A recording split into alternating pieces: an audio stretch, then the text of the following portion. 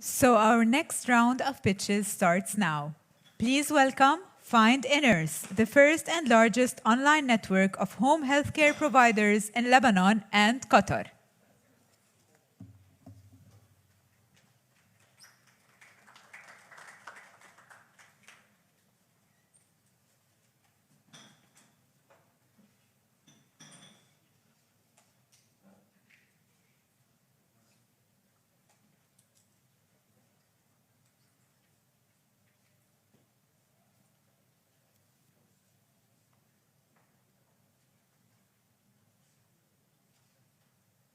Test, test.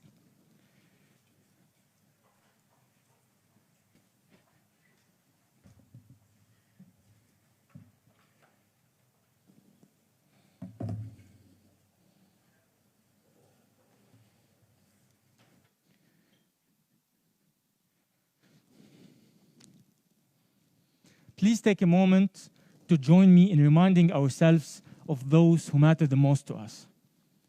Perhaps the first person that came to your mind right now is your mom. Or maybe it is your baby daughter.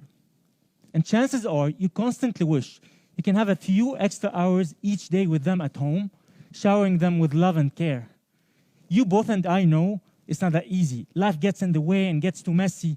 And sometimes we resort to hiring others to help us with our role. And I guess we can all agree that the system via which home care is provided is broken. Don't you also agree that it's about time that we fix it or even change it altogether? This is, ladies and gentlemen, not a business pitch, but rather a call to action. I'm inviting you to not only support, but also join hands in our mission of making home care safer, smarter, and more accessible for our loved ones so that they may have life and have it more abundantly. Thank you, Find a Nurse. Let us start by taking a question virtually perhaps from Mr. Alamuddin.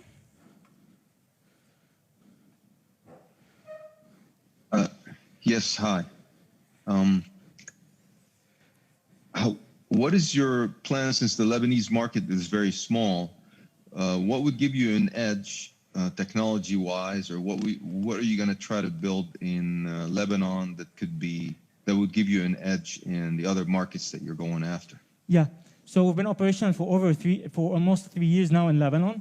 We've served more than 43,000 hours of care to more than 200 families, and we made sales of over $270,000. And we already launched in Qatar last week. So we have 2 agencies on board, and our business model in Lebanon is B2C. We have a technology that matches families with home care providers. It's not a home care company, but rather a marketplace.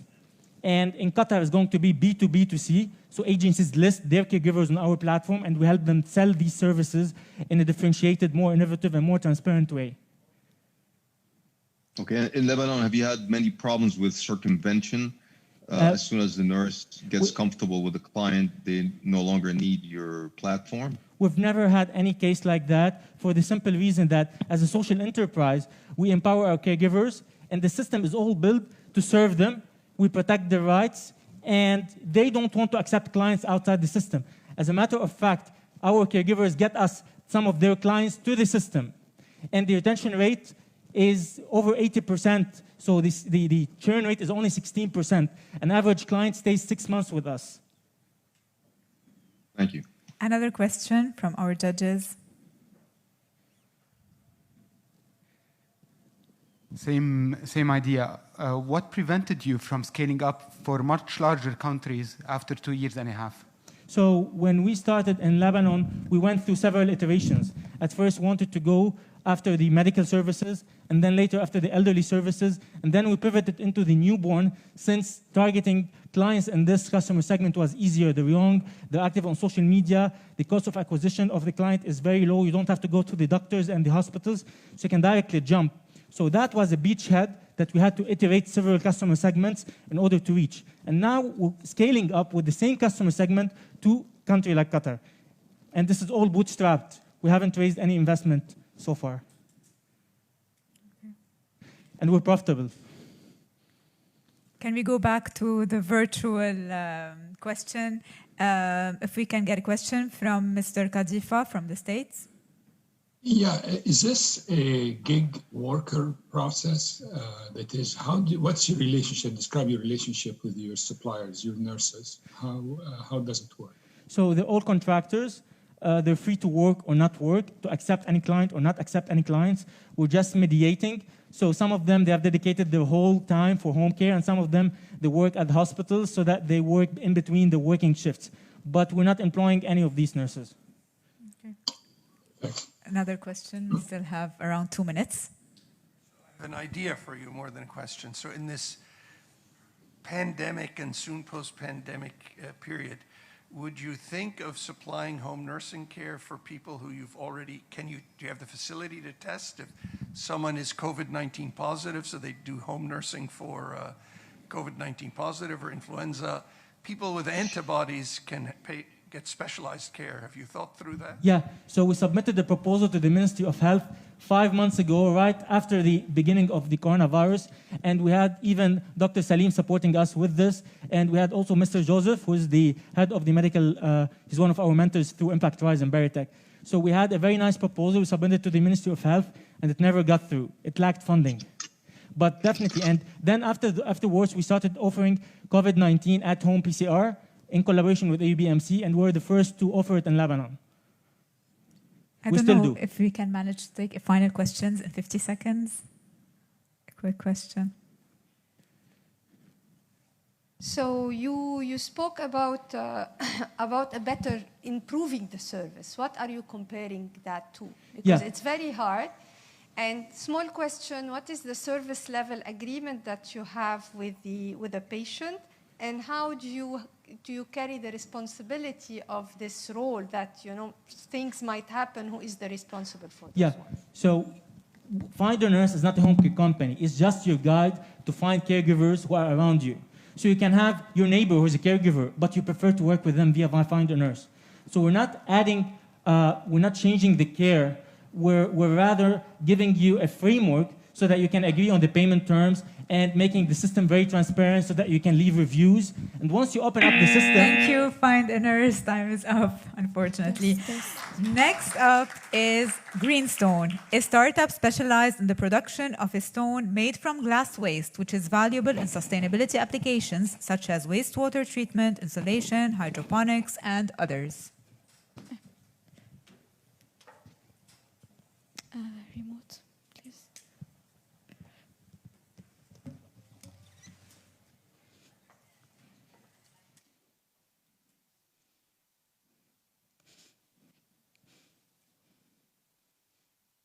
Growing media is an essential component of agricultural production. So far, we've been relying on imported products such as perlite and clay. Greenstone team has come to a solution to provide a competitive media within the same characteristic made locally. That is, so it's made locally. So far, we've secured our first client and are willing to expand regionally to aquaponics and water treatment sectors. So far, we are the only ones producing such a product at a 50% cheaper price and locally produced. With that, we expect to target a market share of 5% while diverting 400,000 glass bottles at the end of year 3. Besides, producing Greenstone saves 750,000 kilograms of CO2 emitted from producing perlite as well. We are a diverse team of young innovators who share the same passion for resource management. We hope you can join us as we change the fate of your glass bottle. Thank you. Thank you. Let us start with the questions from the judges. Anybody? Dr. Khouri. Is this, so wonderful idea, but it seems to be, from your presentation, targeting the Lebanese market, which is an impoverished market. Can you tell us how it would target much larger markets? So our main objective to sell in Lebanon is, as you said, to solve financial instability in the country.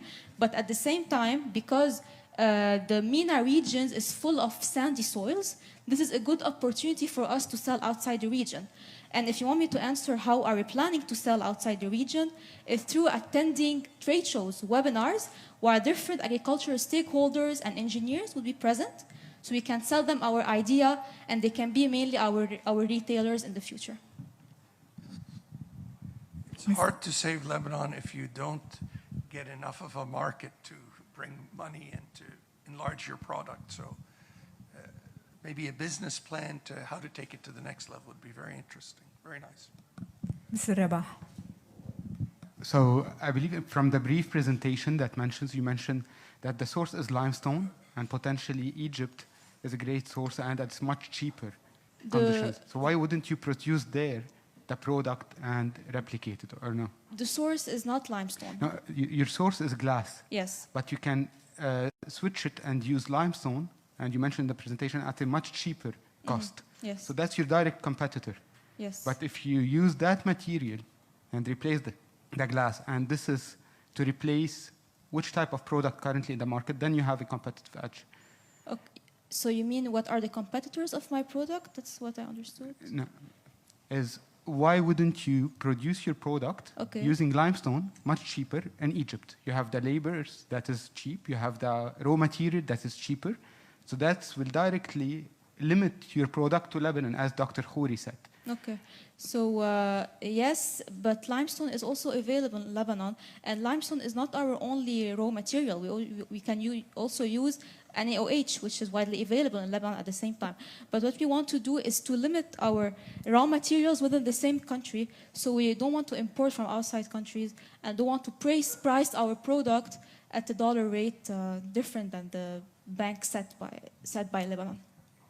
Ms. Yunain, would you like to ask a question? And there is a big advantage as well you should talk about, is that you're recycling the glass. And this is an amazing advantage because it's probably, yes, not for the feasibility of the project, but for the impact. My question to you is how you would scale the production. So who would produce that? Does it need a kind of a heavy machinery to produce it? Or what's the idea here if you want to scale it? So firstly, what we are trying to do is to get partnerships with local industrialists that have underutilized equipment, while us, we only take care of producing the formula and delivering it to our partners. For in the opportunity of expanding outside the region, what we want to do is produce firstly in Lebanon, while having partnerships with distributors, and so they can, with the pre-purchase and production on time at the same time.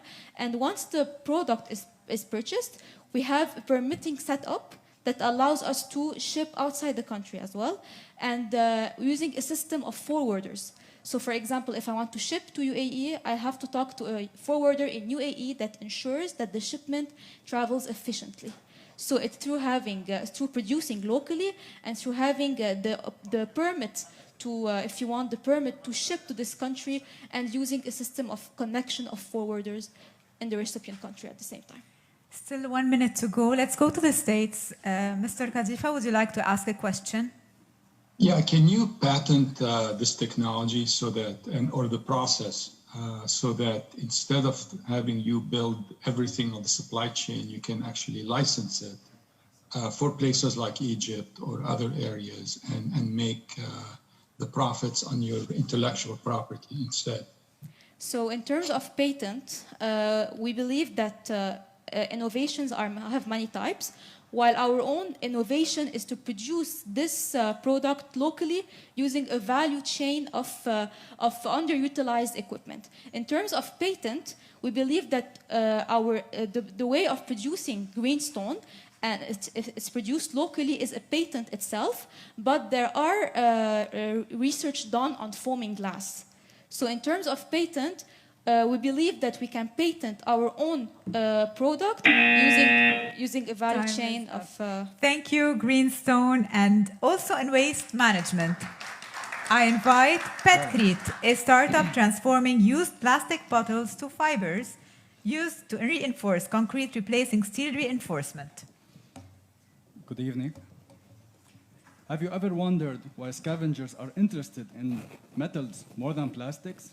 Obviously, the demand is higher and the incentive is bigger. So how about using recycled plastics to create a complementary product to the #1 consumed material in the world, concrete? Petcrete is a solution. Petcrete is a sustainable fiber used to reinforce concrete at a lower cost and a higher durability. We produce fibers using our own proprietary technology. Petcrete can replace steel reinforcement partially or fully in concrete structures. It's also resistant to chemicals, abrasion, and corrosion. Petcrete was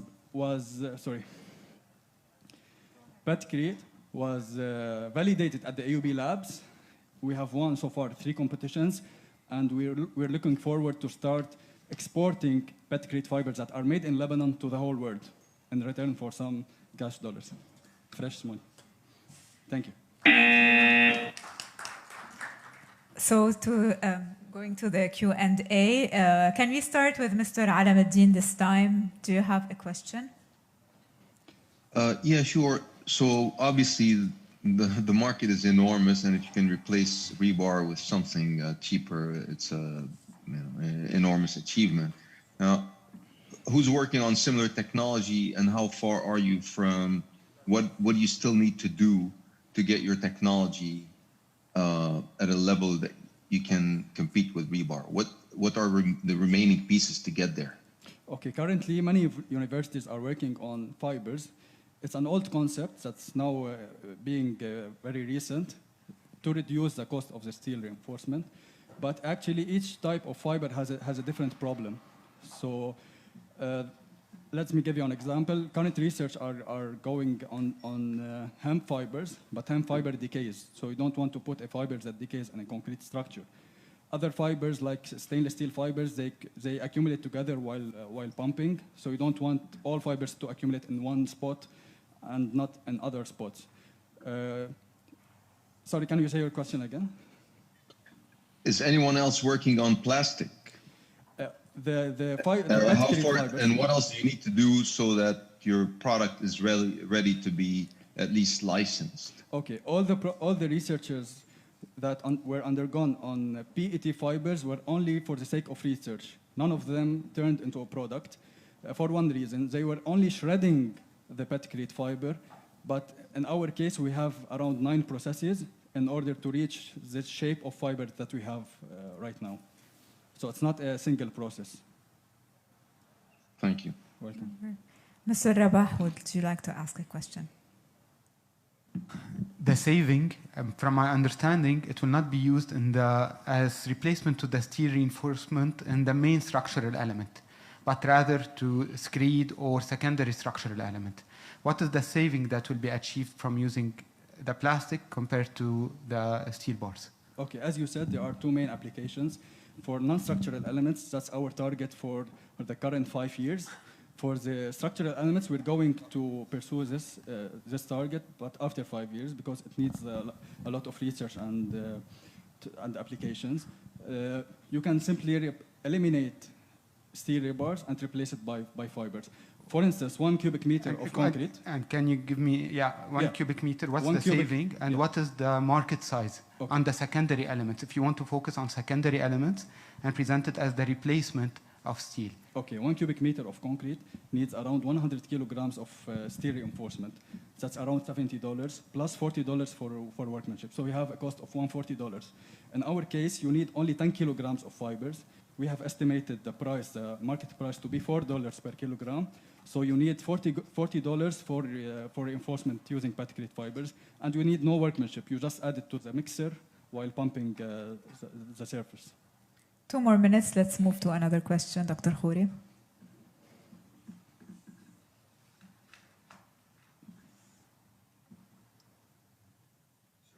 Who will be your primary, your target audience? Regional? How do you define your competitors, and where is your market going to be based? Our market is everywhere using concrete. So whenever you are using concrete, in this case, you have the flooring, you have the beams. Yeah. Even it can be added to the steel rebars, to the original structure. Our market is regional. But is it the contractors? Is it the people who produce concrete? Who is your? Okay, there are 2 main parties: the contractors, and the consultants who write the specification of the project and approve it. Here you can see, if I still have 1 minute, this is one of the tests that we've done. You can see the fibers coming out after the failure of the sample. You cannot remove it by hand. You cannot remove it. It needs a lot of force to pull out from the concrete structure. This is one factor. Another factor is the tensile strength of the fiber itself. You cannot just pull it 2 parts by your hands. You need a huge force in order to make it fail. Plus, we can control the thickness, the radius, the aspect ratio, the roughness. Our machine can be changed, can be modified to suit any fiber that we need. So currently we have two competitions, 3 competitions and 2 grants. We're spending these grants on the testing needed in order to apply for the patent.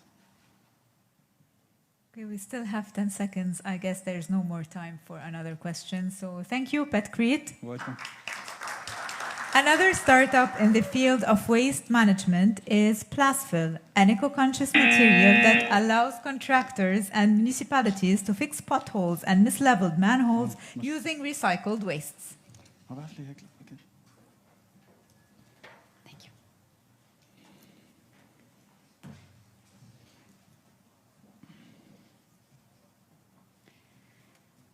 How many times have you bumped into a pothole while walking on the road or driving? Have you ever wondered why they're not being fixed? While fixing them using asphalt is a time-consuming and expensive process, this forces government to leave the potholes on the road and leave you dealing with massive garage expenses and bumpy car rides. Plasfill offers an alternative to asphalt in road maintenance that is quicker and more affordable. Our unique waste-based mix is basically replacing asphalt by providing a 9 times stronger mix that lasts twice as long and is weather resistant. We are currently patenting our product and are working with a set of experts in the fields of chemical engineering and road materials. Our team is made up of 5 engineers with business backgrounds that are planning to take this idea further. We are now in the process of developing the mix, and we hope you join us in the new era of road maintenance. Thank you. Let's start our Q&A from the States.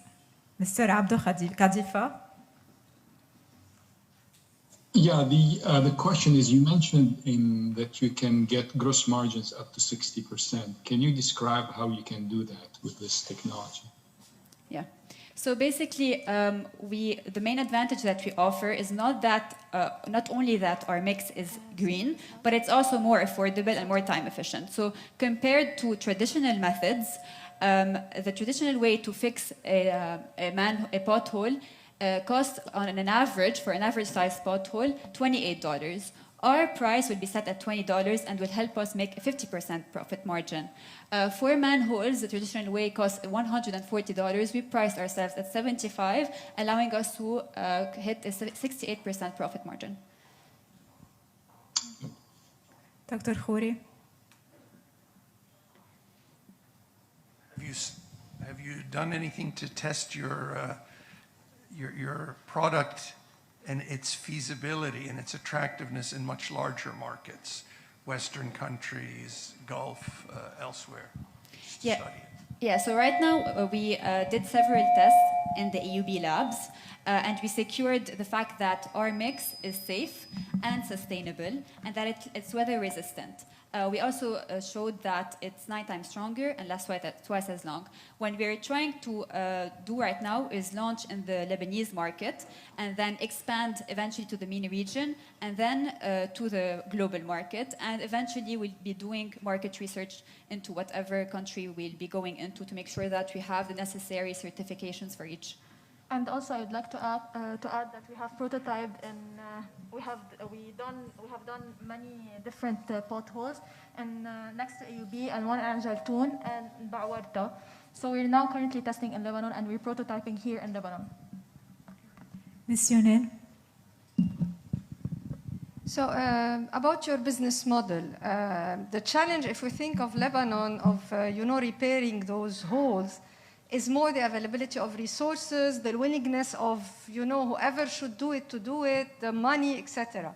Have you thought of transforming your model into providing that as a service, meaning rather than selling the product or facilitating the product, making the service yourself and, providing that in that way? Because otherwise, you will put it to Lebanon, they will never buy it, they don't have the money to buy it, and they don't have the willingness to repair the holes. Yes, to answer that question, so first off, what we're doing, in the meantime, while we're trying to guarantee the patent in the US, is we're actually providing the service ourselves to our first initial customers. So right now, we're in talks with one specific municipality who's ready to take us on, and we're going to be providing the service ourselves on the road, so providing the product and the service. And eventually, when we get our patent, to basically have a bigger scalability to other markets, we're planning to sell our product to contractors and eventually maybe sell our patent itself as an invention. Mr. Rabah. You mentioned that your product will help the asphalting become stronger and more durable. Am I right? Basically, it replaces asphalt. So instead of the regular asphalt mixes, we created a mix that is fully made up of waste, different types of waste. But why not mix it with the asphalt? Did you try to mix it with the asphalt and make it much stronger and thus more durable? Actually, this is the innovation in our idea, because research around the world is focusing basically on mixing plastic with asphalt. However, what we do is directly using waste materials and different types of non-biodegradable waste in our mix. So this is the innovation. The innovation is not to replace part of asphalt with the waste material. However, completely replacing asphalt. And to add on that, the cost of the asphalt is the main problem. And so we're trying to provide a solution that is way more affordable, made up of waste that is recycled and widely available. And we're certified 100% green. So all of our products are waste. And it's an eco-conscious solution that is also decreases by 88% the carbon footprint of road maintenance, which otherwise asphalt will be providing. This is the prototype we've done in the lab. So we still have 10 seconds. I guess it's tough to take another question. I can just elaborate. Yes, so basically please. what we do, we have a product that is made up of pallets that when we put in a pothole and we melt, it will solidify and take the shape of a pothole. So thank you. Now back to the future of health category. And next up is RAM Polymer, a novel composite surgical mesh for hernia repair.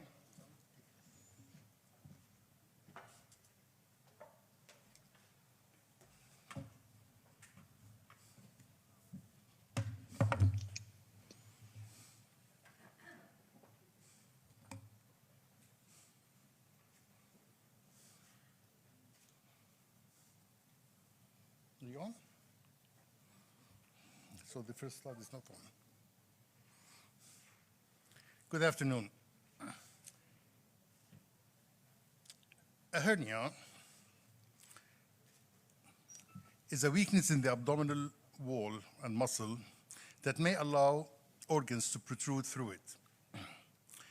To surgically repair a hernia, we use a mesh that integrates with adjacent tissues without adhesions, inflammation, or infections. The surgical mesh market is estimated to be or to reach $6 billion in 2027.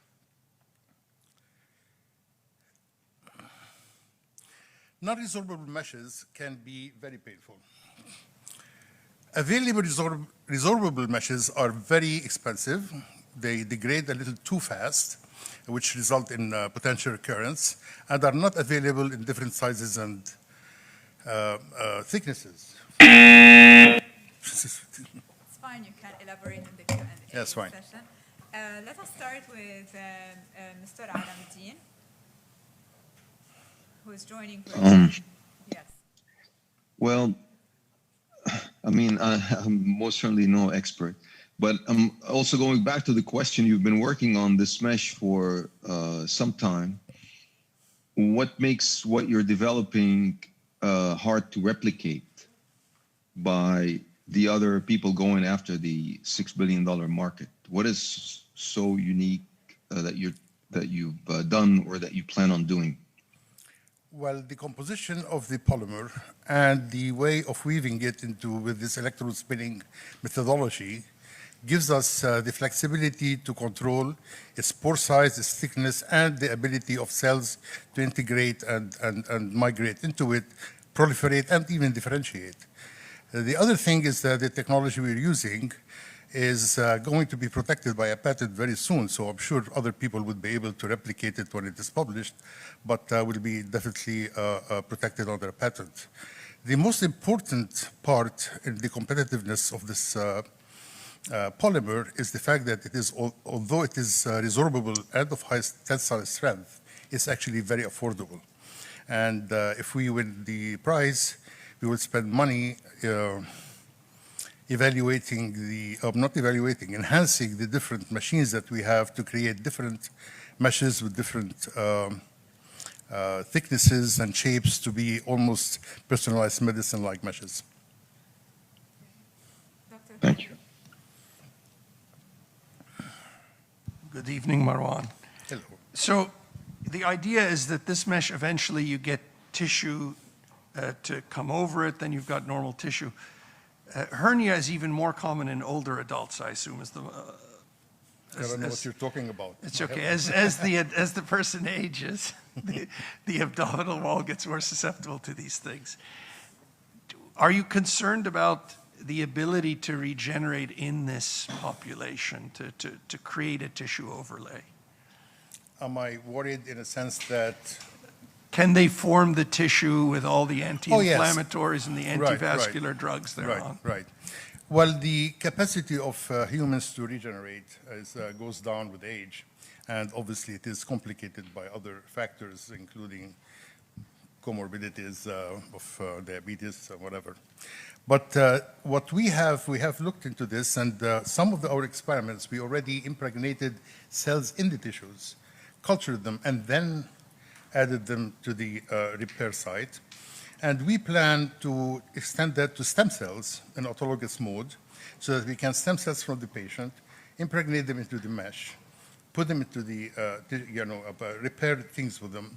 Not only that they will regenerate the tissue, but also stem cells have a modularity effect on the immune system. So all in all, I think we still have to test that, and this is why we need the money to complete our preclinical work. But this is definitely something that we are strongly considering.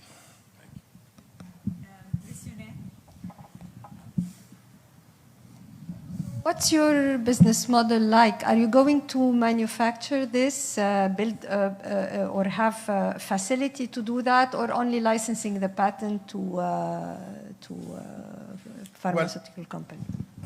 Currently, we do not have a solid plan per se, because we can manufacture it at AUB actually, and we are, as I said, we're going to invest into new machinery that will create larger sizes and we can control their dimensions. But we would not be shy in partnering with someone, at least to complete the clinical trials after completing our preclinical work. And then if somebody would like to buy us for a few billions, we're more than happy to do so. Let's go to the States to Mr. Khalifa if we have a short question. We have 40 seconds. Yeah, I was just going to ask, the plans to do it on human trials, because I think today you have done it on animals, correct? I'm sorry, I couldn't. What are you doing? What are your plans for human trials? When is that starting? We definitely need to do long-term experiments using increasing our N, choosing different kinds of hernias, including inguinal and umbilical, and make sure that the outcome is absolutely positive in the long run before we actually jump into the clinical trials. So we'll probably be another, when we get the funding, will probably be another year before we be able to do so. Thank you. So this was our second round of finalists. We shall take another 10-minute break and be back.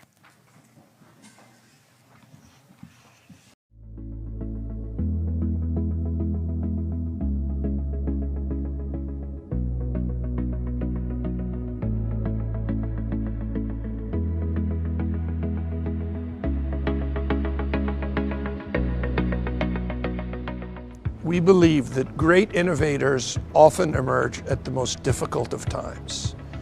As we witness health and economic crises and a disaster recovery in this, our beloved country, we stand together and work towards building a better and more resilient future. The AUB President's Innovation Challenge, an annual competition for startup ideas, is one of our means to empower our community by creating solutions to today's real problems. This year, we are offering the winners of the challenge cash prizes and a full incubation and mentoring support at the Talal and Mediha Zein AUB Innovation Park. I'm very excited to let you know that 13 participants out of 132 have reached the finals after 2 rounds of screening by leading experts. The final stage will be hosting 2 startups in education and skills, 2 in future of food, 6 in future of health, and 3 in waste management. Over the past months, these teams have made substantial progress towards developing actionable and high-impact social ventures. They have reviewed the feedback from first and second rounds of judging, and teams are currently working with professional mentors to help them refine and improve their proposals. Please join us on October 28th to witness bright ideas winning AUB President's Innovation Challenge Award in 1 minute on stage. We are looking forward to meeting the participants who made it to the finals and to select the winners of this year's AUB President's Innovation Challenge on October 28th. See you there.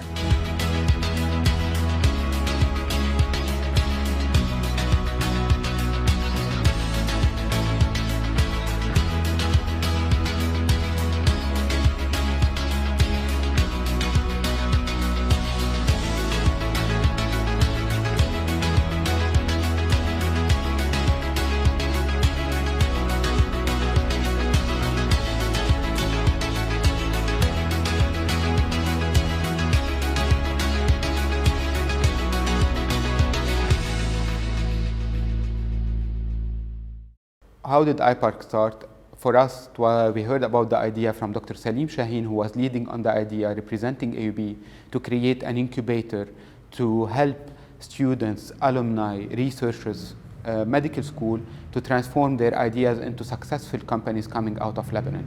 As CEO of BDD, we wanted to collaborate with them from day one and try to attract these entrepreneurs, because we always believed that this is the oil and gas of Lebanon and this is what will create the new digital economy.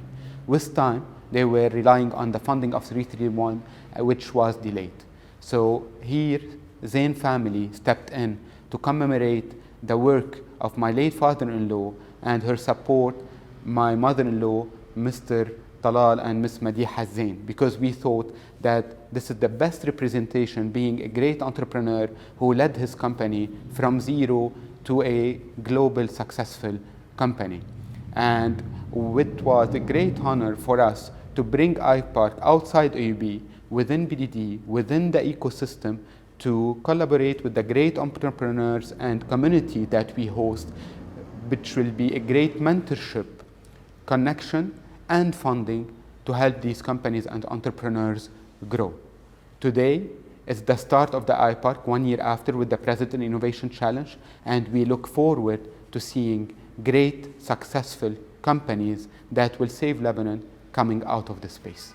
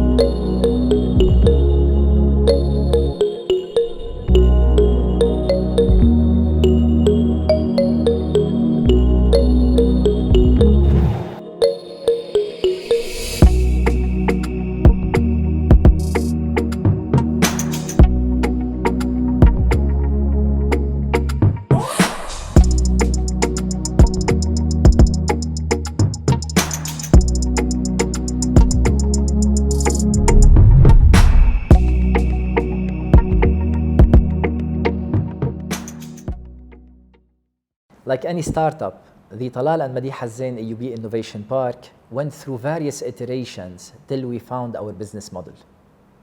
Throughout my journey as the founding executive director, I was lucky to be heard and supported by the AUB president, Dr. Fadlu Khouri, the board of trustees, the Zein family represented by Mr. Muhammad Rabah, and most importantly, by a large number of friends from AUB and the ecosystem, who saw in our hub a platform to help ideas and startup entrepreneurs rise and develop.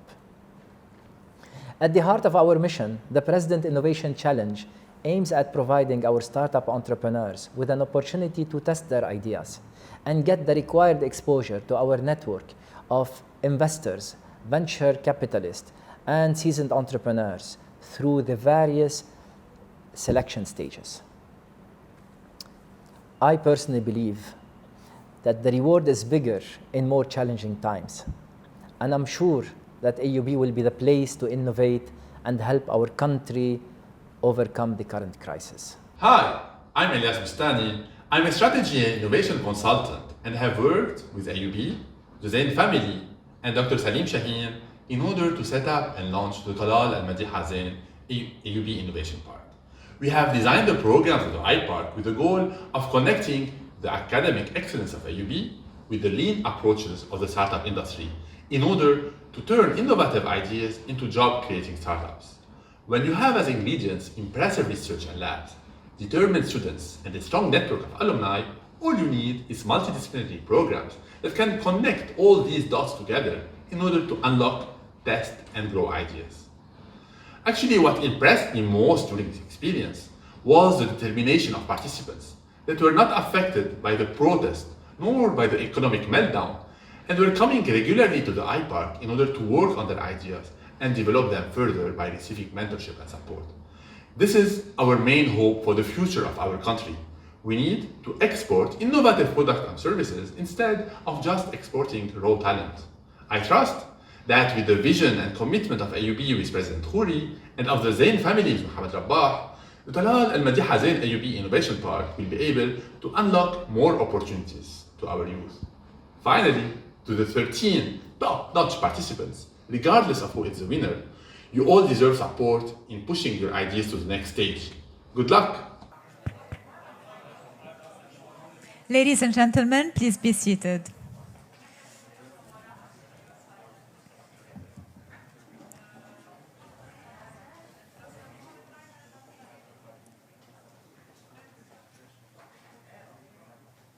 So we only have 4 remaining teams.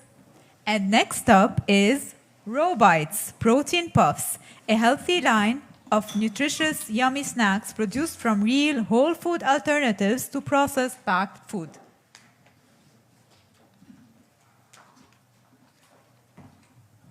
Hello.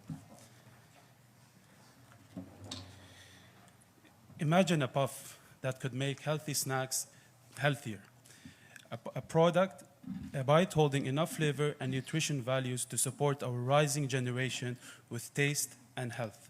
Our aim is to give back to the community. That's why we created a product that was more than a puff.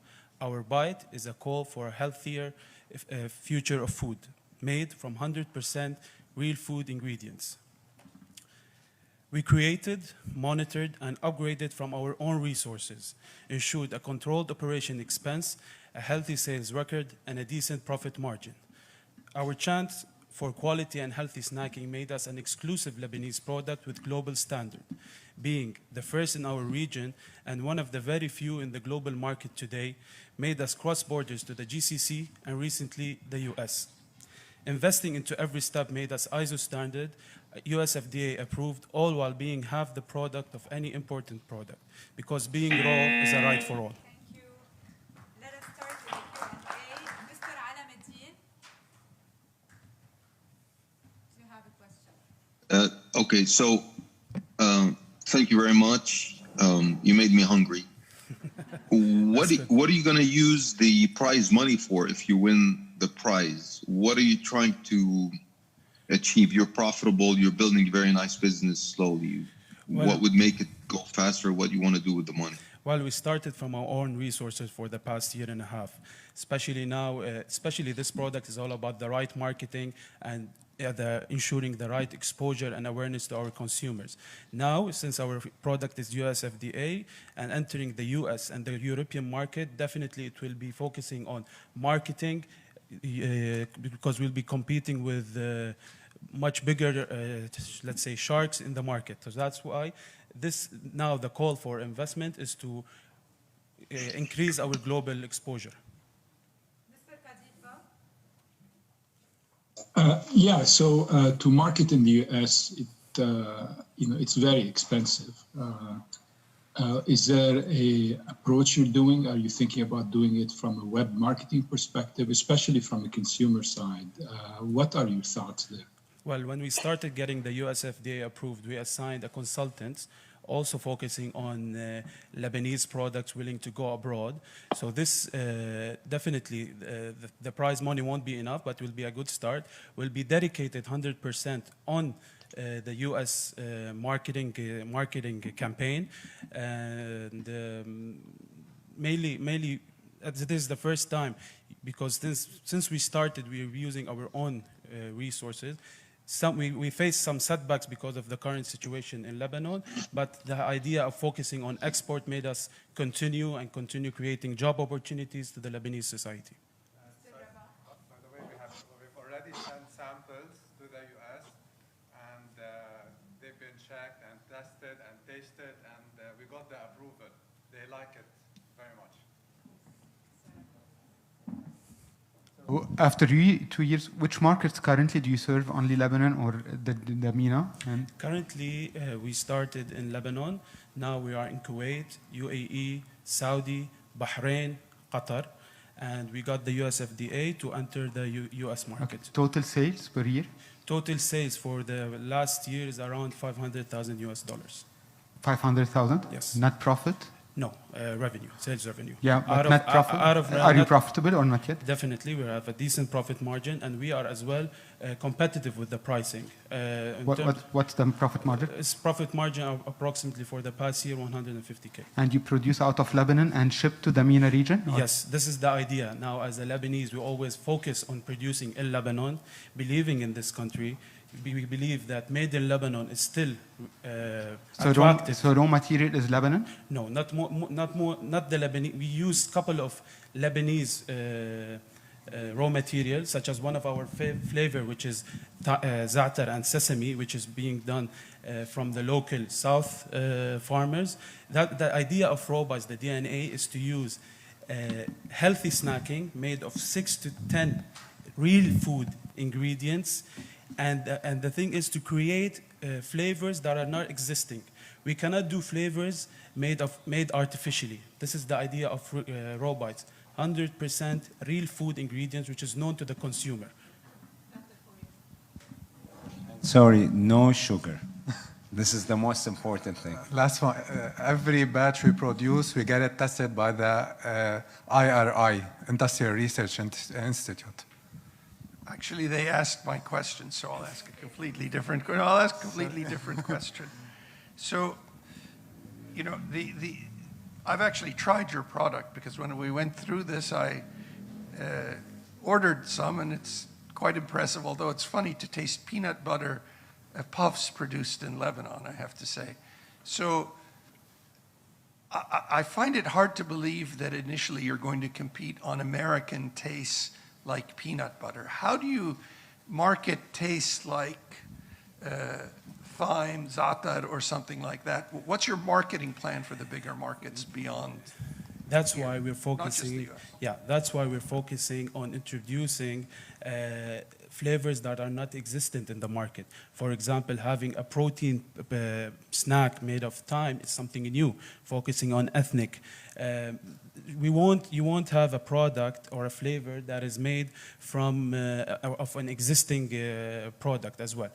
The idea of Kids Bites. Okay. Thank you. Thank you. Thank you. And now, Scanmd, A startup specialized in building handheld devices to quickly, safely, and non-invasively monitor and diagnose different skin abnormalities such as skin cancer, among others.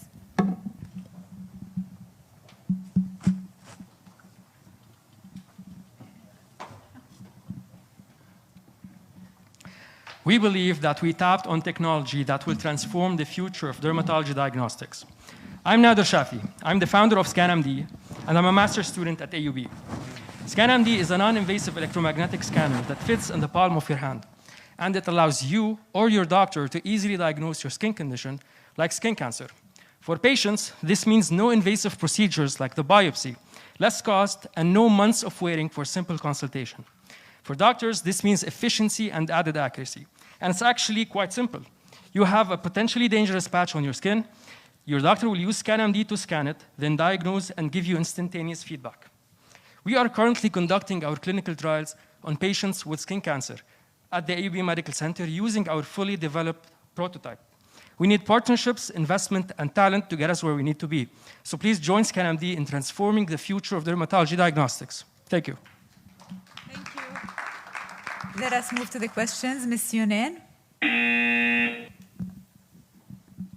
So my question is, who is your competition in the market, if there is anything similar? And as well, what would be your business model to administer those devices through dermatologists, through pharmacies? So 2 questions. Okay, so there is market, of course, because it is needed. The market currently is based on image-based mobile applications. So you take a picture of any anomaly and they try to guess what it is. But this suffers from lots of problems, and specifically in the inaccuracy. And let's face it, some of the skin diseases are not even visible. Some of the cancers are beneath the skin. So how are you going to solve that? That's one. And it's also subjective. One of the biggest selling points for Scanmd is that it examines the true nature of the anomaly. Is it something bad or is it something good? The second part of your question is how are we going to sell it, basically? We have 3 market vectors. The first one is regular consumers, which is any one of us. The second market vector is medical professionals like dermatologists, surgeons, cosmetologists. And because this technology is immensely scalable, we can issue technology licensing contracts to the industry to use this technology in agriculture or different industrial applications. Thank you. Mr. Alamuddin? No question, thank you. Okay. Mr. Kadifa? Yeah, there is actually, there are applications now on mobile apps where they can, through artificial intelligence, actually do diagnostics of skin diagnostics, and they won't need a device to it. It just takes advantage of the current cameras in it. Have you looked at that, or is your solution depending on the diagnostic device itself? Absolutely. We had like a very comprehensive look at specifically those and the leaders of those applications. And as I said, they suffer from several problems. They are subjective. They're as if you have a doctor who is looking at something and trying to guess the biological nature. We can't guess medical conditions based on the shape only. And one of the things that I'm proud of is that the next phase of our device is not just the hardware and the true biological nature. We're also going to build up on what our competitors are doing by using the image recognition plus the true biological nature examination, which makes a very strong sensing platform for dermatology. Mr. Rabah. How much time and money do you think you would need to get to an accurate scanner that would do what you're saying it would do? That's a minimum of 3 years because we cannot jeopardize the health of people. And money, we basically need $600,000 for around 18 months to develop our second prototype and start the first round of clinical trials, the full-blown clinical trials, because we already are doing now. And those are very expensive. Dr. Khouri. It's relatively obvious, but Nader, this is going to be a test where you have to scan yourself, correct? You or your doctor. You or your doctor or your partner, okay? Yes. So what do you see as the eventual cost of the device? Let's say everyone has to have one of these devices. Yes. And what's your profit margin there? Okay, so we are targeting the regular consumer one around $200 per unit. Obviously, medical professionals have access to different features and different algorithms and cloud applications, so that will be different. Regarding the profit margins, we are currently developing the business plan. We're not obviously experts about the business plan, and this is one of the reasons why we joined the iPart, because we will have exposure to this kind of experience that we definitely need. Any more questions? We still have 50 seconds. I'll follow up. Yes, please. So you realize that this is creating a device, and at some point you're going to need a big company, not pharma necessarily, but a device company. At what point do you guys plan to sell? Will you sell the IP, or will you try to get it through phase 1 trials and then, or phase 1, phase 2 trials? Okay, so right now we are targeting doing those different clinical trials, and specifically what we really need is the partnerships. Once we have enough partnerships, we have more channels to spread our device and validate it. And that's what we are open to selling IP, but that's not the main thing we are after. Thank you. Yes. Thank you. Okay. So we only have 6 seconds left. Thank you, Scanmd. And now only 2 startups remaining. And moving to education and skills, let us welcome Thinkers, an online learning platform that offers a personalized learning experience to any student.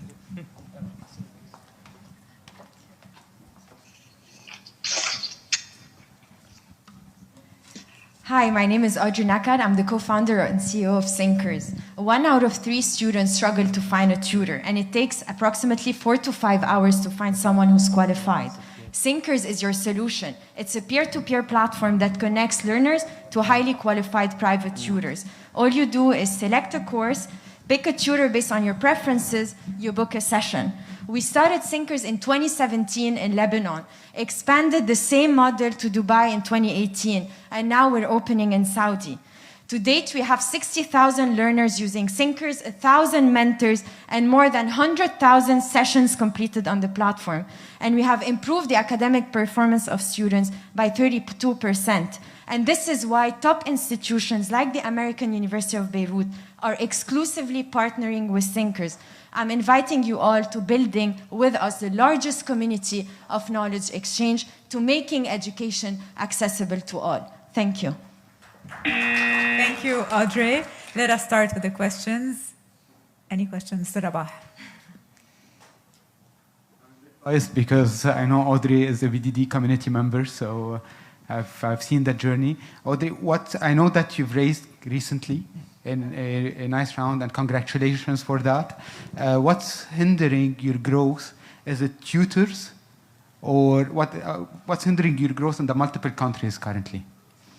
And in KSA and your growth plan? So first of all, to enter KSA, our biggest challenge is to be in Arabic, and that's why we're going to use the 10K in order to have the app in Arabic, because there is no way we can get into that market if we don't Arabize the app and the content and everything. In terms of from the supply side, it's very easy. And we have a huge advantage today compared to everyone in the market. We have a local talent in Lebanon that's becoming very cheap and that we are using, and it's very scalable, to teach Dubai, all the GCC, even people in the United States, Europe, to learn Arabic. And we have the curricula of the world from that we can cater from Lebanon. So in terms of supply, it's not an issue. People need this money. On the demand side, honestly, it's only adapting to the market. So far, we're using digital marketing strategies to get into the markets. It's understanding really the culture, because from a market to another, this might vary. Okay. Dr. Khouri?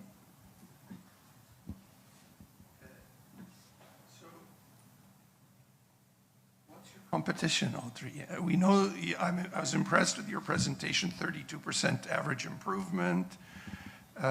What's your competition, and how do you get better penetration of the markets that matter for you? So the competition landscape are mainly...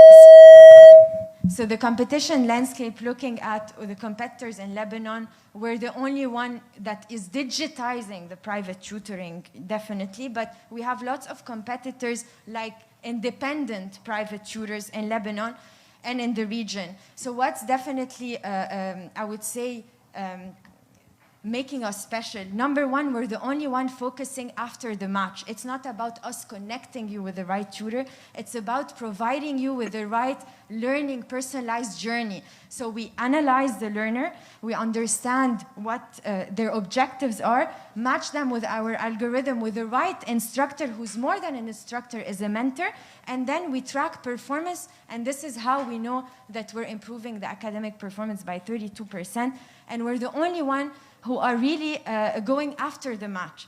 Another exclusive thing that we have is a partnership with top universities in the region, American University of Beirut, American University in Dubai. We have an exclusive with the Ministry of Education in Dubai and Abu Dhabi. And we have a partnership with 50 schools around the region. The fact that they are partnering exclusively with us is giving us an edge. It's because we have proven that we have the quality and are improving the academic performance of students. Ms. Yunel. So, Audrey, how are you assessing the initial assessment? You said you're assessing and you're comparing then the progress. Based on what do you assess? Because the learners are from different, different segments, different ages. The easiest answer to this question, the short one, is we look at the grade. They come with a specific grade from the school or the university, and then we compare after 6 sessions. Usually, on average, we see an improvement after 6 sessions. The longest answer to this question, which is very interesting, and we did a study, it's not only about the doing, it's about the soft skills that is needed as well. And this is for us improvement. And if you ask the parents what is progress to them, it's not only getting a better grade, it's improving their soft skills. And this is what we're investing into. And we are also developing programs to test and evaluate if they are good and scoring better with their mentor that's more than a teacher to perform better academically. We still have 40 seconds. Mr. Alameddin, any question? Yeah, sure. Given the state of affairs in Lebanon with availability of, I guess now cheaper, excellent resources, have you considered switching your model to becoming the region's best distance learning academy? And this would also help you get around this inevitable circumvention of tutors. Currently, thanks to COVID, it became very accessible. All high school students and university students, and we're seeing it already in Dubai, in KSA, are using the Lebanese supply of teachers because it's cheaper, using our online learning platform. Thank you, Audrey. Thank you, thinkers. And now, last but not least, our final startup, WonderEd, a startup that teaches preschoolers the basics of coding through storytelling and hands-on games. Thank you.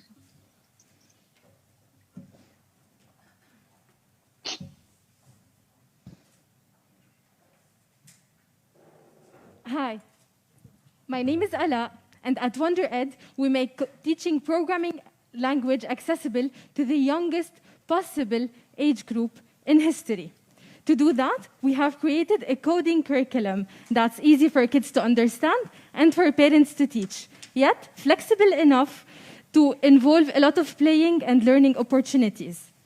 Our hero character takes children on learning adventures, teaching them the basics of coding through hands-on, carefully crafted activities that the parents pay for and subscribe to on a monthly basis.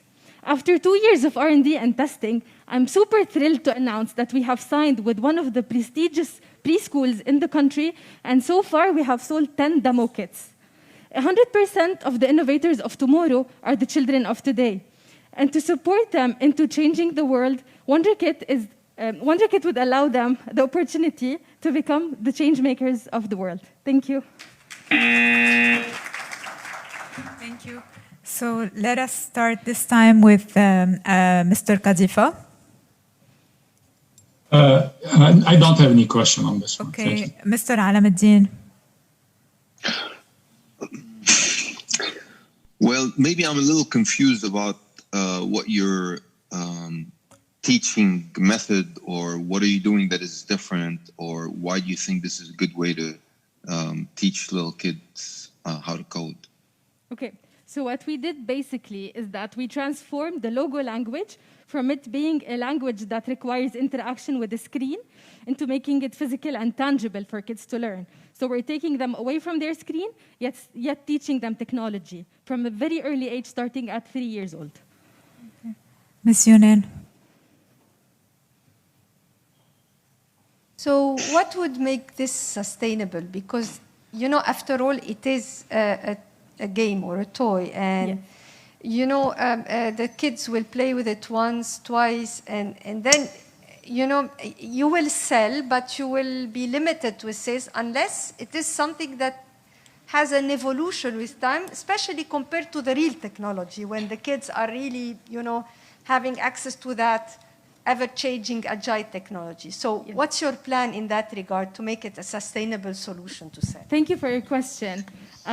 So what we do is that we work on creating subscription-based kits.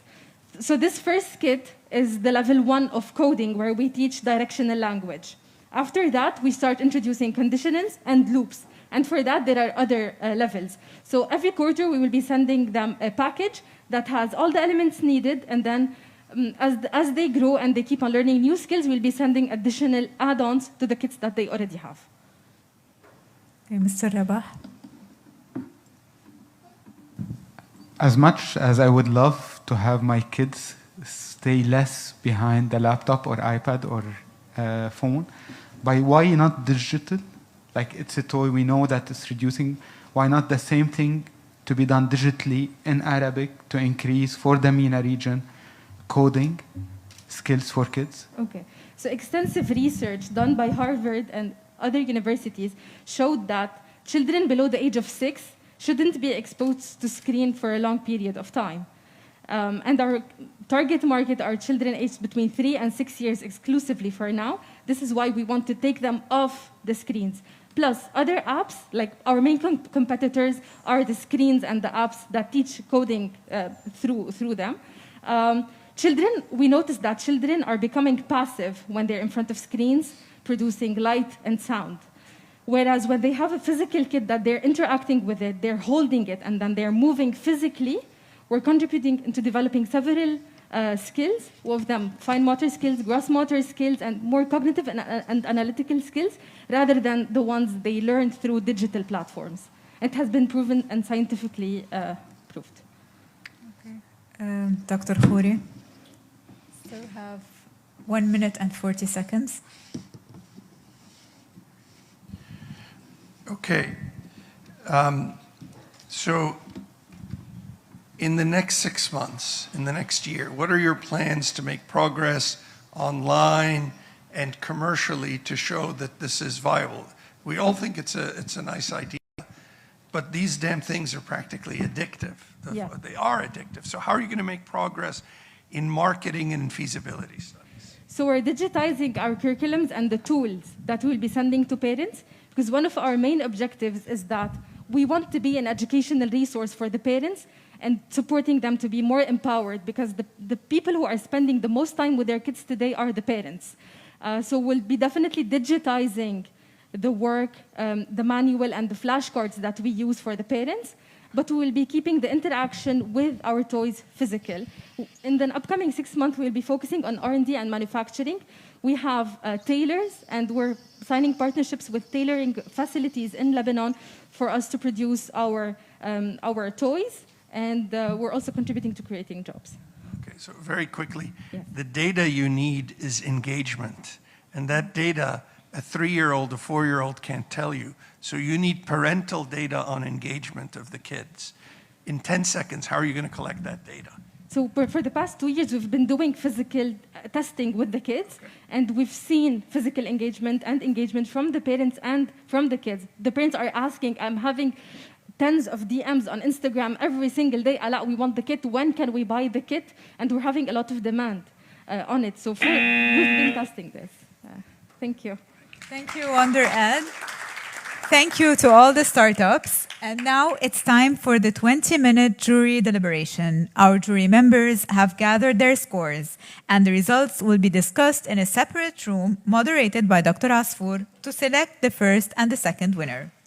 Meanwhile, we have an interesting breakout panel discussion, The Future of Entrepreneurship in Lebanon in the Face of Multifold Challenges, moderated by Ms. Muna Aitani, Senior Instructor of Innovation and Entrepreneurship at MSFEA at AUB, founder at Riyadh for Social Innovation, ambassador at Global Compact Network Lebanon.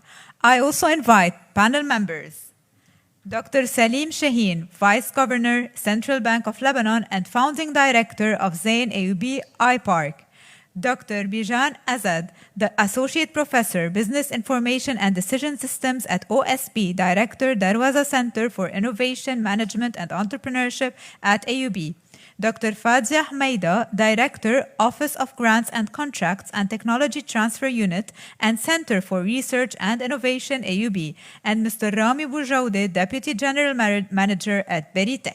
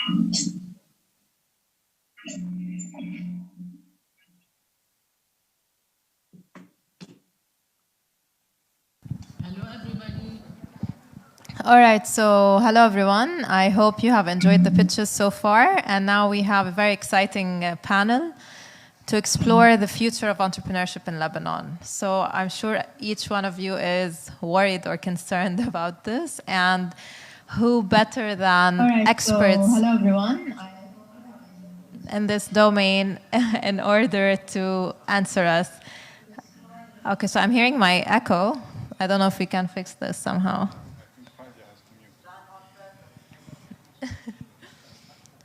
All right, so with us, Dr. Rahmaidan is joining us remotely on Zoom. And yeah, I'll be asking her the fourth question, basically. So I'm going to be starting with the panel on stage. And I'll start with Dr. Salim Shaheen. So you actually left us for the for the central bank. And I would like to ask you, like, in spite of everything happening in Lebanon, do you believe that building a knowledge economy is still a priority? And on that point, what happened to Circular 331? And do you know any insider info of other maybe initiatives to support knowledge economy in Lebanon? Okay. So I didn't leave. I just moved to another office, right? كيفك فادية?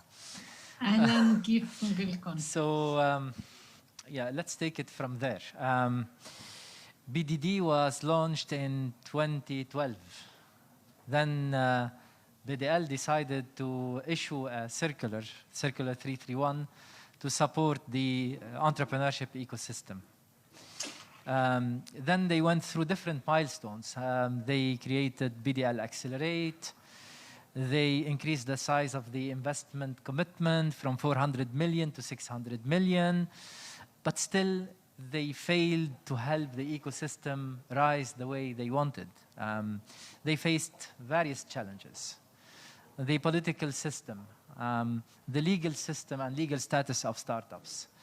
The lack of legal status for startups is one of the key issues that we're dealing with.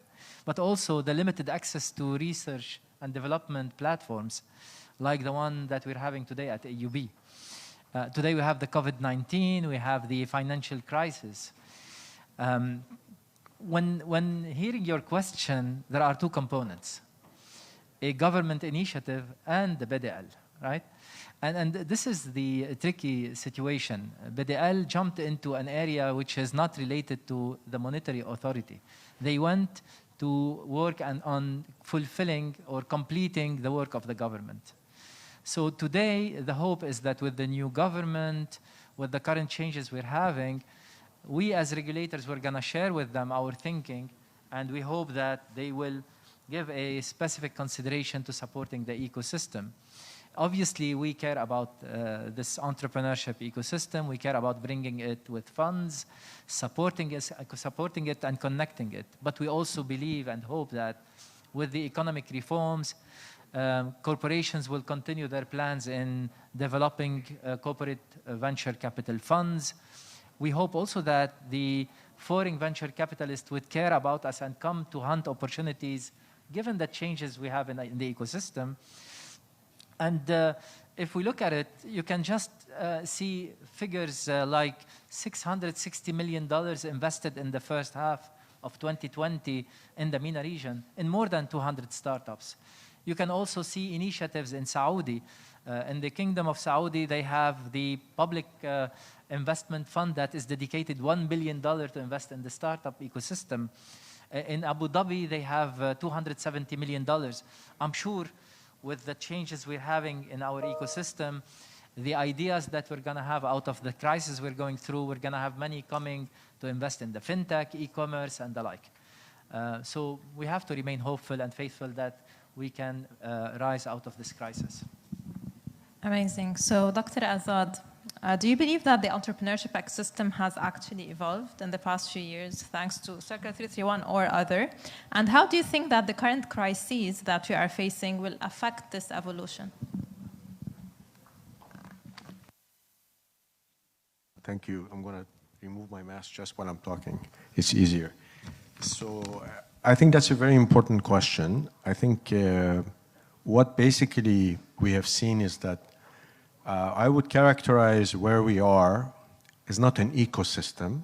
I would say this is a biological concept, and I've talked to my colleagues in biology. I think Marwan is here. He will probably agree that before you have an ecosystem that's fully thriving, you have usually a landscape.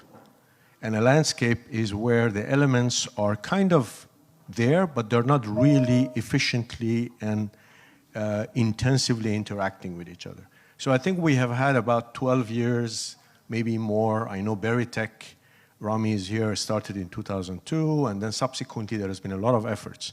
But I think what we're doing is now more or less taking baby steps towards developing the ecosystem. I think we have accomplished a lot, and Dr. Shaheen kind of pointed out also the fact that definitely maybe there are shortcomings in 331 and other venture capital funds, but I think we have progressed.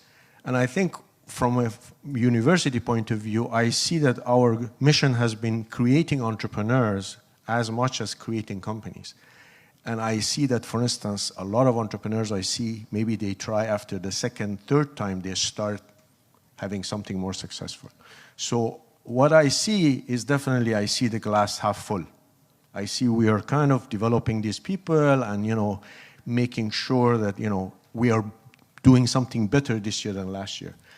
But let's not beat around the bush. I mean, you know, it's like we have a financial crisis and we have a COVID crisis. in here we have the currency crisis, we have the government budget crisis. I feel like there's no other crisis that we don't have. So we have our work cut out for us.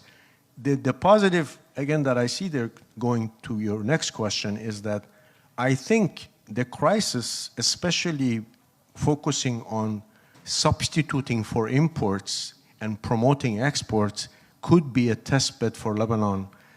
And I think that's where our energy should be focused on. So I think we can really build on what we have. I am definitely an optimist. Anybody who knows me knows that. But I think I have reason to be optimistic. I hope we all stay optimistic. Rami, so you are interacting with startups almost on a daily basis, and you are working with them all the time. So tell us more about the most pressing challenges that they are facing right now in light of the financial, economic, and COVID crises.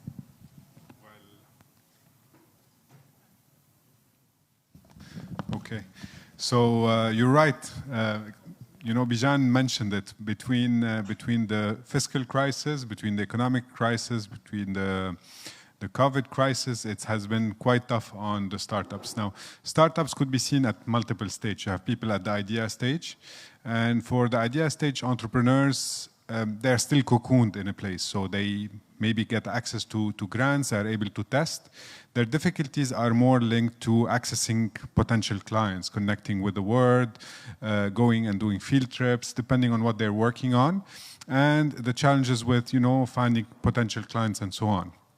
But they are in a situation where they are, you know, riding the wave, looking at all those challenges and seeing how they can ride it. Now, for the startups that are already, you know, producing and selling, now it's a reality check. It's a tough time, especially with the ones that are, you know, that were raising funds and they are stuck with you know, funds that are in local dollars, and they cannot do anything with it, and their main markets were outside, so they needed to use the funds to scale beyond Lebanon and keep the kitchen in the country. And those are passing through difficult times. What we've been doing with them, what we've been working with them, is mainly working on multiple tools to help them pivot. Crisis management works, working on potential small grants that could help them survive or bridge what they're going through. We also are working through our funds. I'm Capital and I'm in Ventures. We've had a grant that we called iMerit that was focused on supporting the ventures that we're supporting and providing them with a bridge grant to help them, you know, pass the difficult phase, especially after the blast. And then we're working on an SOS fund, which is an equity fund that matches local dollars through the VCs in the country with fresh dollars that are coming through the USAID funding program that we have. And this is a way to help them pass through the other, you know, to the next level. These are some of the programs and the funding and mechanisms that we're using. That's really good. Dr. Hamaidan, I would like to ask you, in light of a crumbling higher education sector, and I hope AUB is not one of them, as a result of the financial crisis, what do you think is the role of universities in fostering entrepreneurship in Lebanon? Hello, everybody. I don't agree with you. It's not crumbling, certainly not at AUB. Certainly, higher education now will have to think differently. So their role now have to change a little bit, not only in fostering entrepreneurship and actually advancing, you know, different ways of education and different ways of instruction. And one of them is entrepreneurship. Is finding ways for our students to go on after graduation. So the entrepreneurship is a way of, as you all know, is a way of trying to keep our talent in Lebanon.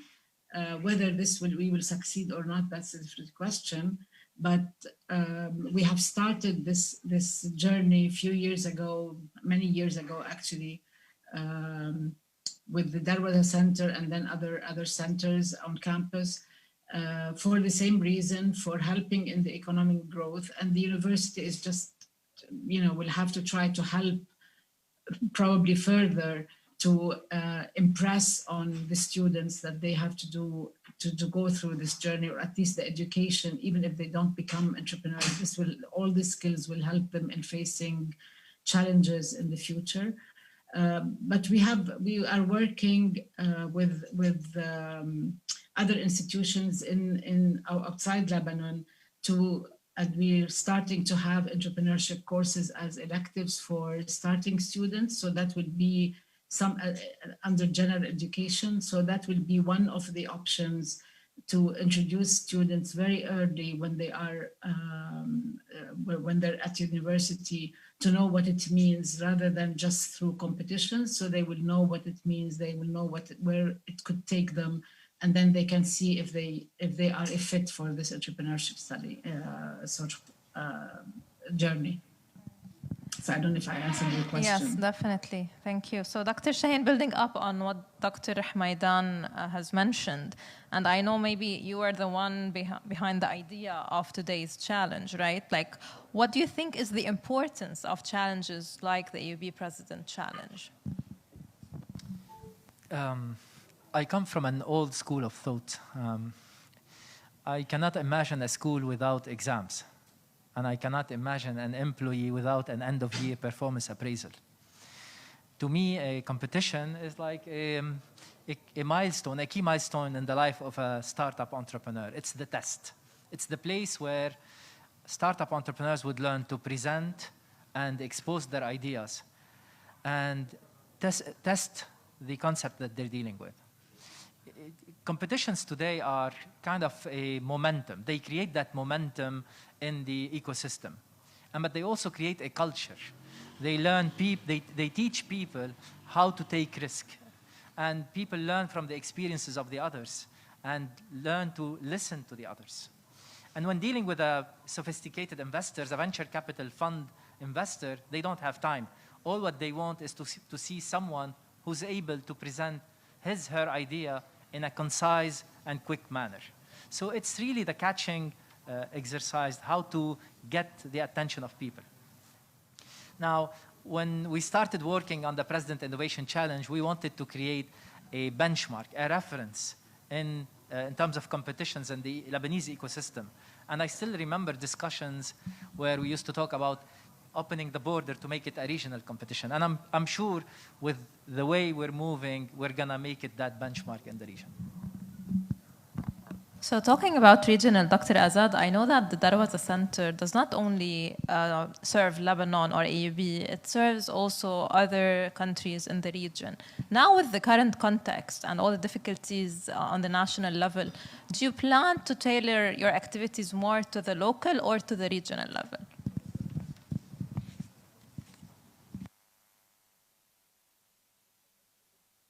So that's a very deep question, because it's existential for us. So I'm going to answer everything, but let's see how I'm going to break it down. From our point of view, we actually see, and I think Dr. Shaheen agrees, and I know Rami agrees, is that the biggest bang for the buck in the short term are not startups, but what we call scale-ups or SMEs. Why? They already are surviving, and more or less they're waiting for injection of cash, improvement in management. And we have developed a program around that basically we have carried out, actually, first time we carried in Jordan. Precisely because we think that it's not limited to Lebanon. That program is the education-driven program that's like basically 10 days of intensive education followed by consulting and helping these companies go to the next stage, or at least take this step. So I think one of the key things in answer to your question is that it's not just startups. We need to widen our net a little bit and see more broadly. And then where we are good at, let's say, education, business know-how, and then really be able to target markets out of Lebanon, particularly because of the currency crisis. I think this would be an attractive option now. That's on that front. On the other front, I think, following on what Dr. Shaheen was talking about, I think it's important to more or less also search for and see things that are not done and we focus on them as universities. So I'm going to take an example of the fact that there are some funds and accelerators globally that are university-based, and they go after specific areas where VCs or accelerators don't do, because let's say they're high-risk technologies or otherwise things that are grand challenges to do with SDGs and things. So I think these are the two areas that we really can excel, especially because of the current crisis. And we are already focusing one of them, and actually we are doing grant applications and fundraising in order to work on the second one. I think university broadly needs to get involved, and I think ecosystem needs to get involved, including, basically Beirut and the like and BDD. Great. So on the same wavelength, Rami, so do you foresee an increased support from international donors to support entrepreneurship in Lebanon, whether startups or scale-ups? So on that, the donors are looking at Lebanon from two angles. One, they want to start to stabilize the economy. So lately there have been a lot of focus on post-August 4th, and there are some global funds that are coming in to Lebanon post-August 4th that were focused on COVID-19. So it's funding that's coming in for the short term to try to stabilize the country, and their focus is more on SMEs and startups. Now there are also programs that are coming in to support youth and employability. And entrepreneurship comes in within that framework, and there are funds coming in that way. What I would say is that the interests of entrepreneurship comes in two areas, and we're seeing a bit of changes here. So what we talked about in the beginning was the knowledge economy and what we call opportunity entrepreneurship, where people are basing their innovation and then taking them and looking at opportunities to scale. And you have what we see necessity entrepreneurship. And we're seeing a bit of both at this stage. When it comes to the knowledge economy and tech, we're seeing that people who have started something and have an exit opportunity, they are taking their startup and leaving the country. And what we're seeing now is we're seeing young people, and not so young, so not necessarily fresh graduates. We're seeing people who were employed and left their employer or were laid off that are looking at entrepreneurship as an opportunity to penetrate, a new life opportunity for them. And they come with a bit of maturity, a bit of experience, and that's also an interesting change in the ecosystem. We're also seeing social entrepreneurship picking up as an opportunity to solve problems that are not only local but also regional, and that also is catching the attentions of donors. So you don't see a lot of donor money coming maybe to the knowledge economy, what we've seen in Lebanon in 2016, 17, 18 with all the PDL Accelerate and Circle CC1 move, unfortunately, because there has been good grounds built there, but as Dr. Shaheen mentioned, the government infrastructure and support was not there. And as I mentioned, the focus is more on SME support and resilience, across the board, and on maybe social and necessity entrepreneurship more than the innovation part of things. Dr. Hamaidan, because you're also managing AUB's grants and innovation grants, do you foresee an increased support from external institutions, funding institutions for innovation in Lebanon? As Dr. Azad mentioned, these crises we're going through are also opportunities for not only for Lebanon, for the world. So there are a lot of opportunities, funding opportunities from various countries and from various funding agencies. And there are our proposal level actually. So we are requesting a lot of funding from various institutions, as I mentioned before. The challenge obviously is finding the right fit for our faculty members and the university. But we have received a lot of funding already for our as scholarship students, for scholarships, for student scholarships. And we have received a lot for COVID related innovations.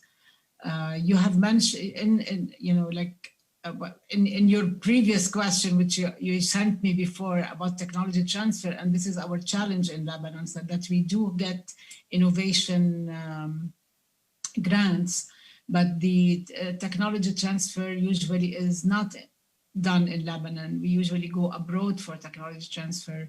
Our market here is, at least for the innovation that we get out from benches, from our labs, either have no market or very little market in the country. So we usually patent outside the country, and we try to find markets outside the country. And that's a very sad reality that we are going through. And that's probably what we should be aiming for later, is to help the Lebanese infrastructure to actually to have technology transfer, to have intellectual property protection in Lebanon that is as good as any intellectual property protection in the region or abroad. So there are opportunities for sure for innovation. We are getting a lot of funding. I don't know, but not a lot. We are getting funding these days, but where these will take us is another story. Great. So Dr. Azad, beyond like legal, reforms and things that might be a bit on the long run, what do you think should be the role of entrepreneurship supporting organizations to foster entrepreneurship or to keep it surviving and thriving at this point? I'm going to use an example. Actually, it's going to involve also Fadia's office, and I think a lot of what Rami does with Beritech. So we have started focusing on things that are more activities that are locally needed at this point. And I said import substitution, export promotion, but let's focus on one area: food security, agriculture. The food supply chain in Lebanon is broken. We know it. The retail compared to the wholesale market, everybody complains about. But very few people are stepping up to do something about it. So one of the startups that was a startup Accelerate, more or less came up with the idea of trying to do a platform. Of course, they pivoted 3-4 times, but then also a grant came our way. We're applying, we don't know where we're going to get it, but about transformation of disruptions to the supply chains because of economic crisis as because of COVID. So what I think, we need to turn our attention more or less in a targeted way to areas that the country is suffering, but also it will be transformational. Food we always need. I think we have knowledge and we have these kids who are interested in working. Let's put our thoughts together, apply for grants as well, and then see whether we can make nucleus of specific clusters of these and more or less push. So I think actually we don't have to sit around and more or less keep it going. We actually can turn our attention to a specific thing that the country needs. So as an example, but I think food security is not the only thing. There are things that we can export. And I think focusing on building, for instance, companies that serve as a back office for regionally because of the supply, foreign exchange crisis. That's another example. Another company is trying to do that. So another startup idea. So to me, Leary, we have to see this as opportunity as well as a challenge. I think every opportunity. I remember when I was in graduate school, one of my teachers used to say, every crisis you turn it around becomes an opportunity. Of course, there are big challenges, but I think really we need to focus our attention there. So Rami, you seem to agree, but what else would you like to add to that as also like representative of Beritech today? Well, Bijan mentioned that, food security, the areas of valorization of waste, for example, these are opportunities when it comes to raw material. There's so much raw material that we're wasting into landfills that could be used into the industry. The knowledge that we have in the sector, whether the graduates from engineering schools that are top-notch in the region could be also valorized to optimize, the manufacturing side, to optimize machines that could make work. And I think digitization is another big thing, you know, and I think when it comes to digitization, we've seen how COVID have really pushed digitization across multiple sectors, including education, and this is transformative. And I think new habits and people will use that, and that could be something that, you know, Lebanese startups could look at. So the agriculture sector has a lot of potential. I know that the World Bank, you know, FAO and others are looking at MENA at really pushing digitization of the agriculture sector, pushing it to the next level. So this is a wave that we could take, knowing that, you know, Lebanon with the Agri-Tech program, for example, we've been leading. And I've had a discussion with the Faculty of Agriculture and Food Sciences with the team of Dean Mahtar last week, looking at how academia and industry can work together on pushing some projects to really push through the sector. And that's refreshing to see how universities now are really looking at opportunities in the market and really connecting with the market and pushing. Dr. Hamaidan has talked about technology transfer and the value of it. And at Beritech, Dr. Fadia have worked with us on many fronts with this. We highly believe that there's so much talent and so much IP that is developed here that's not valorized. And there's so much to be done. And I think universities in Lebanon have that great opportunity to wave that ride and see how they can generate income and value by working closely with, you know, recipients of IP and valorizing it from universities. And I think AUB is also one of the leading, you know, universities in Lebanon by putting real, you know, policies and procedures for IP valorization, and that's also refreshing. So I believe we're running out of time, but I have one last question for Dr. Shaheen and then a closing word from each of you.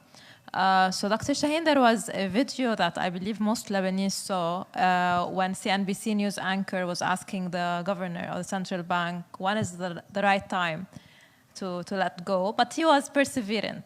In your opinion, what's the right time to let go of a startup? Oh, good. It's about a startup, not about the government. Okay, that's good.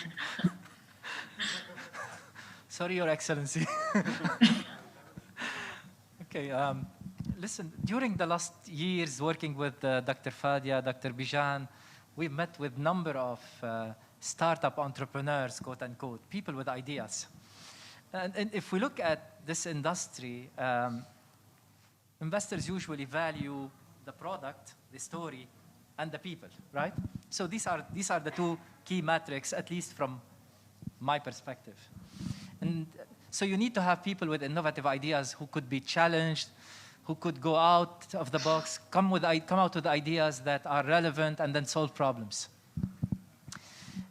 Once the product you're dealing with does not provide a unique value proposition, once there is no differentiation, the market is saturated, you start to lose interest.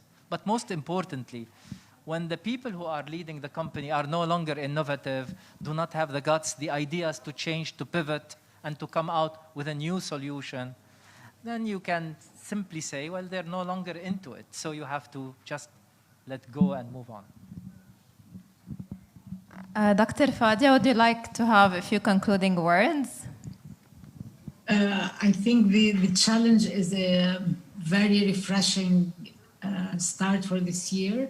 And we hope that similar competitions continue.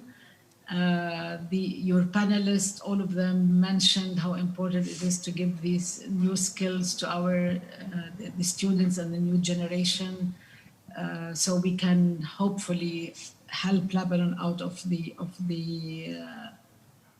I don't know, multiple crises we're in. Our students are talented and they have a lot of potential, but they need a little push. So that's it from me. Great. Dr. Azad, for inviting. Thank you for being with us. Dr. Azad. I think basically we have a lot of options to do a lot of things. So I think focus is key to building the ecosystem, going back to my original point. I think we want to move to become a thriving ecosystem.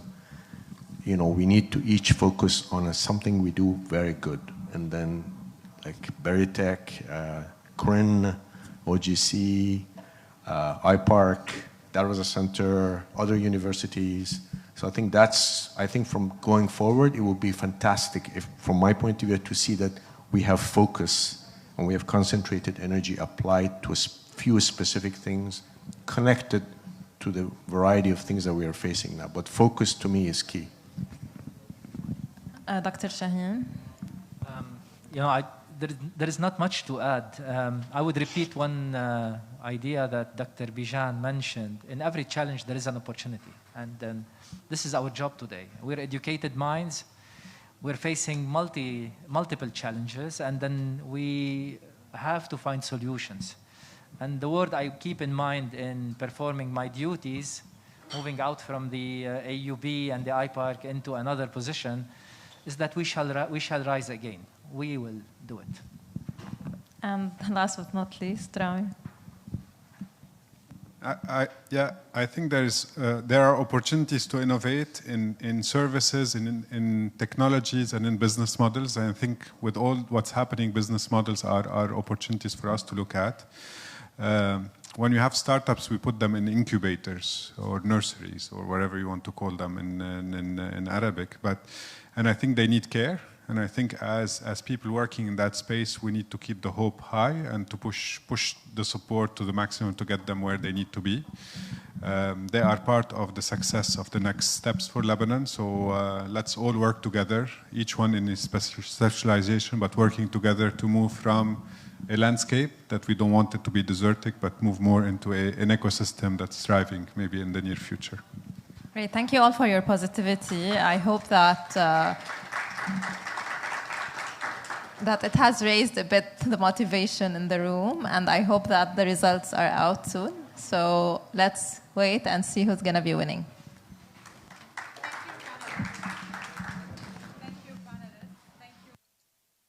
And I guess we shall take a 5-minute break before the results are out. So see you in 5 minutes.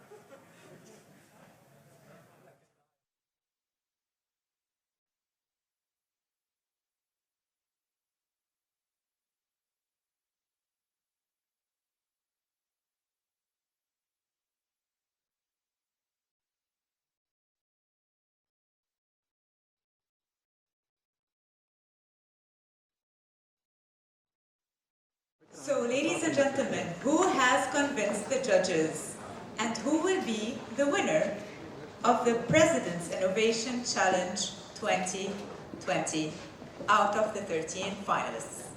The results are out. Sorry for the delay, but it's worth it. Why? Because we have a surprise. I'm happy to announce that there's a third additional prize. So we have 3 prizes today, not only 2, 3 cash prizes, because thanks to Judge Samir Alamuddin, who has been joining us virtually, he has donated a $10,000 prize for a third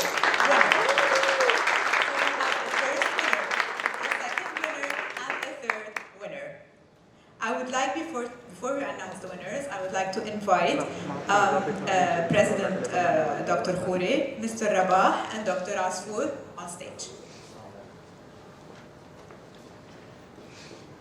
So, who do you think are the winners of the President's Innovation Challenge 2020? The third place goes to, there's a second surprise. Third place رح تنقسم بين اثنين. So we are splitting the third prize between two startups, 5K for each, $5,000 in cash for each. Congratulations to Ram Polymer and Sinkers.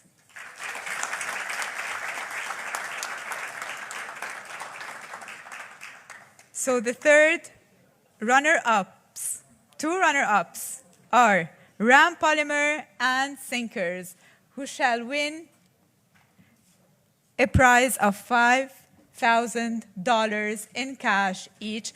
I remind you that this prize is thanks to Judge Samer Alameddin, who has decided to donate this prize to the third runner-up.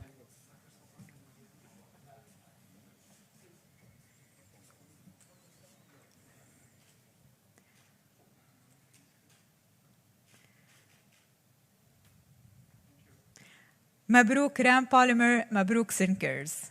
And the second runner-up, who shall be winning a prize of $15,000 in cash, is Petcrete.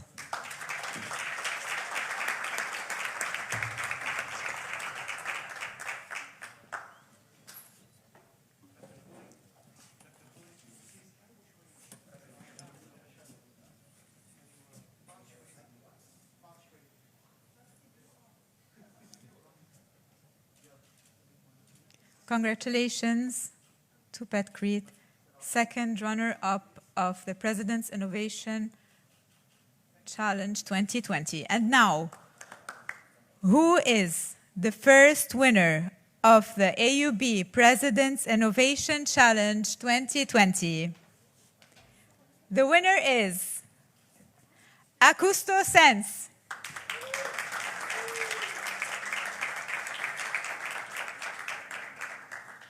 The team shall be receiving a cash prize of $30,000 in cash. Thank you.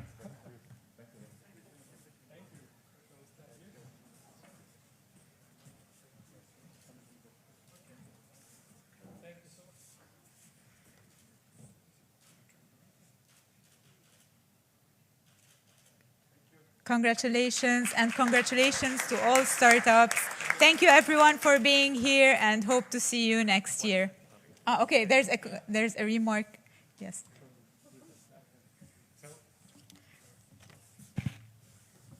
Just the important part also, as discussed with President Khouri, Dr. Asfour, is that these 4 companies that are the winners will benefit from a 6-month full-fledged incubation period at the AUB Innovation Park to have full support of AUB, Dr. Asfour, BDD in connection, marketing, and growth to help them scale their companies. That's the important part that will work hand in hand for at least the upcoming 6 months. So congratulations to all.